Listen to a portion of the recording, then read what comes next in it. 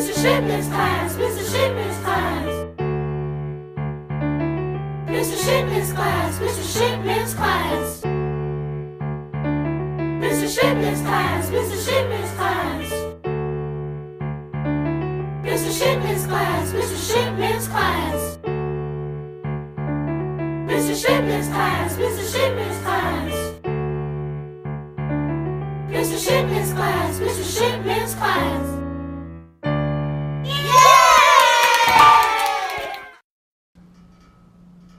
Good afternoon, good morning, wherever you are. I am Dr. Terrence Shipman. Welcome to Mr. Shipman's class. I am here. Let me introduce you. You can find me. Let me tell you where you can find me. My website. Please visit the website at www.terrenceshipman.com or Facebook, Google+, Instagram, LinkedIn. I have my own YouTube channel also. And last but not least, Twitter. I am here today. We're in our second season of talking about the state of education and one of my favorite subjects, if not my favorite subject, ELA, which encompasses reading and writing. I'm here with three lovely ladies today. I'm going to let them introduce themselves. My name is Joy Stewart. I teach ELA 7th grade. My name is Samantha Hospitalis. I teach reading 6th through 8th grade. I'm Jaleesa Rogers. I teach 6th grade ELA. All right, ladies, here we go. We're going to start. Anybody can jump in. What is the state of ELA/reading and writing in today's age? I believe that a lot of our kids, as far as reading is concerned, they're not on the level that they need to be on. A lot of them are struggling.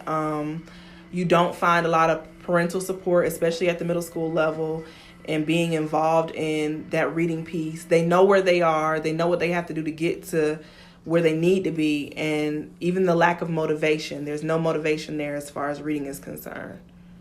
And I want to just piggyback off of Ms. Hospitalis. I think that our children are definitely behind. They come to us from elementary school. If they're in 7th grade, they probably read on a 2nd, 3rd grade level.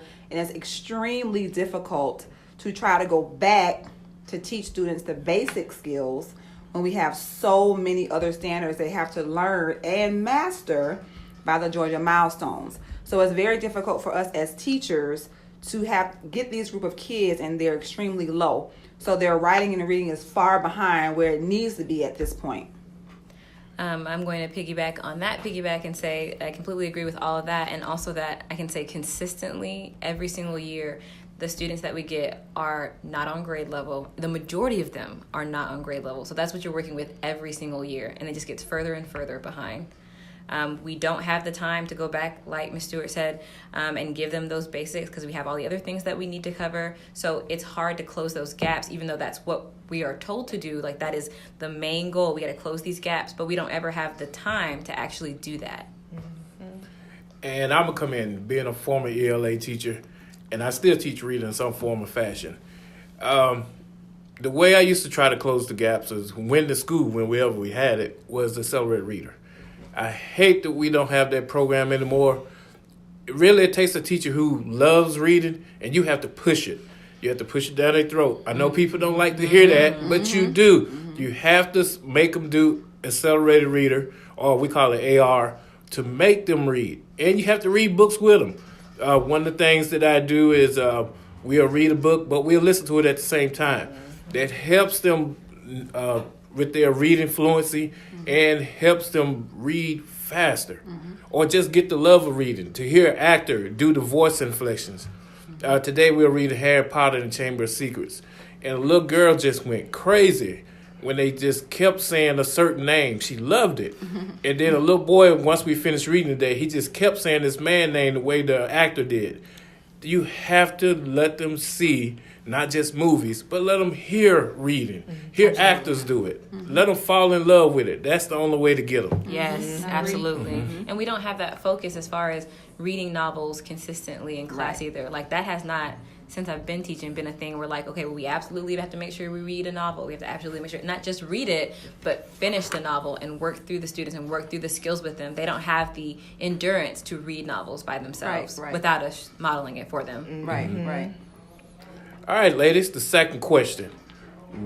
where do we need to go with teaching ELA? I do believe because we do also have different learners, which are our 21st century learners, we need to be a little bit more hands-on, find different ways to kind of motivate them as well. I think that, our students have changed, but education has not changed either. And we do have these tools, the tablets or the laptops or whatever, but it's kind of just like a device. We just place it in front of them or place it in front of educators, and no one really knows what to do with it. I think that our students need to be a lot more involved in their learning. They kind of need to be able to make decisions as far as even their reading is concerned, and there are a lot other tools that can help them to read, so long as they're reading something. I was studying something on even gaming, where gaming helps to focus on students as far as their reading is concerned, because there are a lot of different strategies or rules that they have to read. So long as they're reading something, to me, that's a lot better than not reading anything at all.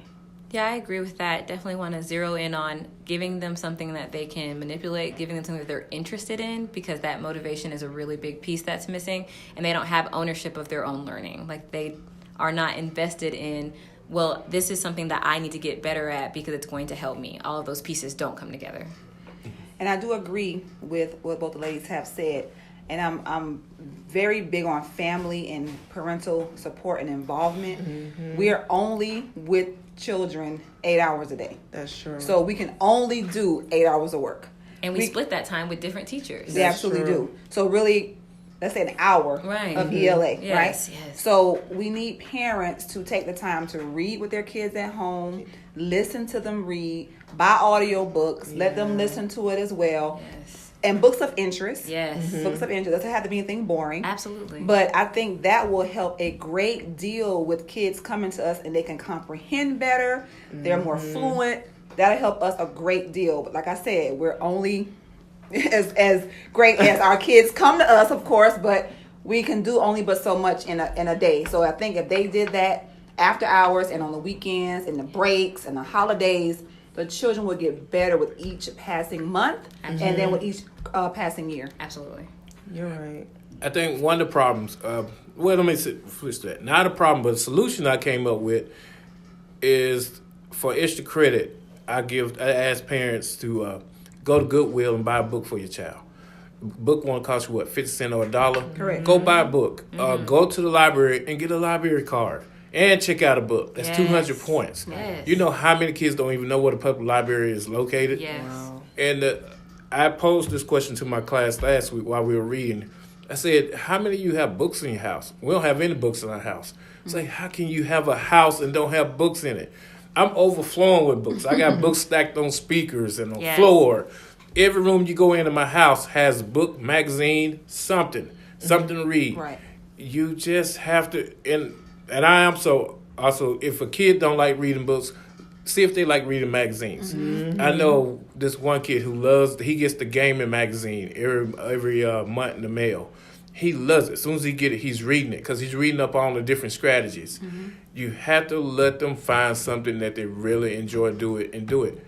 But they also have to learn how to read the classics. Yeah. We have to. Sure. You can't get away from it. Right. Because when you take the SAT, or even when you go to high school, it's going to be some reference to, do you remember this in The Outsiders? Uh-huh. And they're going to sit there and say, well, I don't remember reading it. Mm-hmm. Wait a minute. You read it, and you had to read it in middle school. Mm-hmm. So I believe you have to have that. Parents have to be the foundation. Absolutely. Stop putting everything on teachers and saying, you teach my child how to read. Yes. No, reading starts at home. Yes. True. Yes. It starts at home. You go to the library, buy books. You don't have to. Amazon is, of course, there, and then you can order my books, too. Yeah, absolutely. But make sure you have some kind of home library, either of your own or for your child. All right, we are down to the last question, and it's a good one. How can they better be prepared from elementary school or home? How can you better prepare them? How can the parents or the elementary teachers, let's help them out a little bit?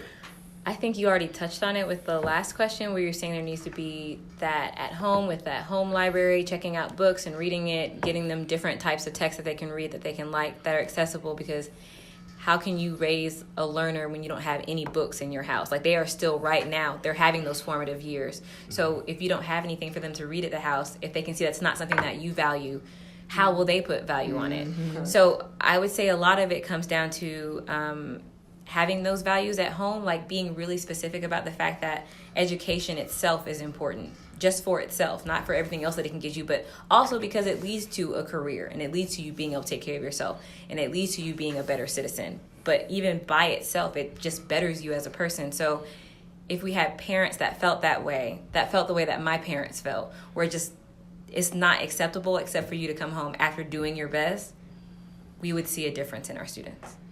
And in addition to that, I think that I don't want to just say let them just read or listen to an audiobook. Parents need to have a conversation with their child about what they read. Yes. If our kids are tested, we are not getting away from being tested. Right, no. So they need to have a conversation with their kids. Okay, well, what was that about? Let's analyze this. Why do you think this happened? Because they're going to see those questions in middle school and high school, on exams, on tests, things like that. So it's not just read. Let's talk about what we read. Yes. Let's understand what we read. Let's analyze why these things occurred.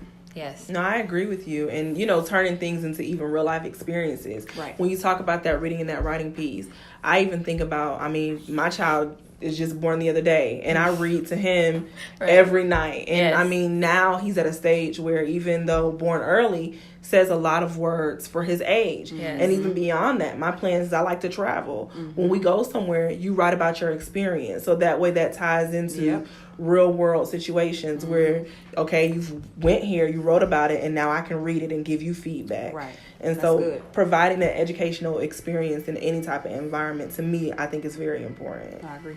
And then as far as what elementary schools can do, all of the things that we're asking them to do when they get to 6th grade, they should already be doing those skills in elementary. You can't ask them to come and start doing textual evidence and close reading when they've never heard those terms before until they got here. Right. Mm-hmm. Right. Okay. I think, being a former kindergarten teacher, one of the things I used to do, I had a whole bulletin board full of sight words, and they would call Mr. Shipman sight words. And I remember when we used to have the old floppy disk. I used to make a computer program like elephant. Nobody has that as sight word but me. But it had a picture of an elephant and the word.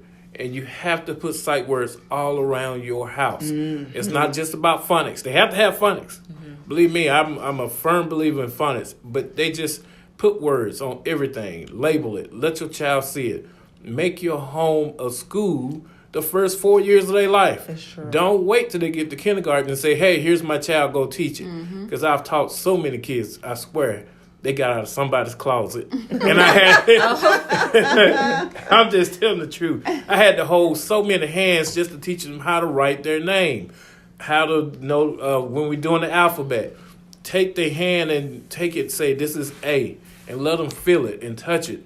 Don't wait till they get to pre-K or kindergarten and say, you're the teacher, you're responsible, you're supposed to do it. No, make this a home environment. Start reading to your child if you're pregnant. Read to them then. Yes. Right.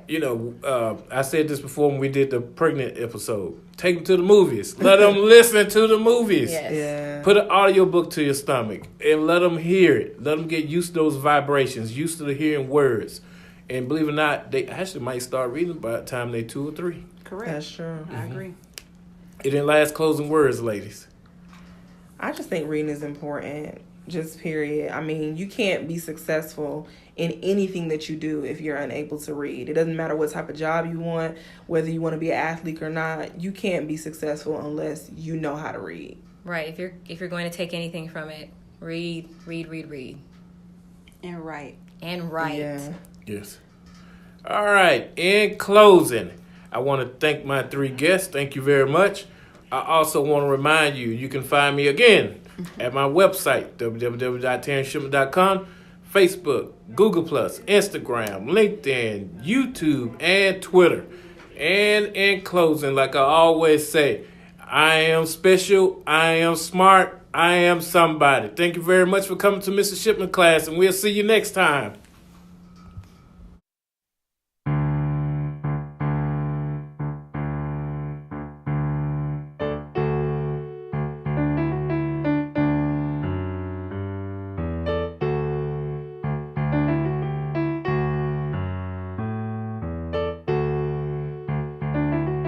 Mr. Shipman's class, Mr. Shipman's class. Mr. Shipman's class, Mr. Shipman's class. Mr. Shipman's class, Mr. Shipman's class. Mr. Shipman's class, Mr. Shipman's class. Mr. Shipman's class, Mr. Shipman's class. Mr. Shipman's class, Mr. Shipman's class.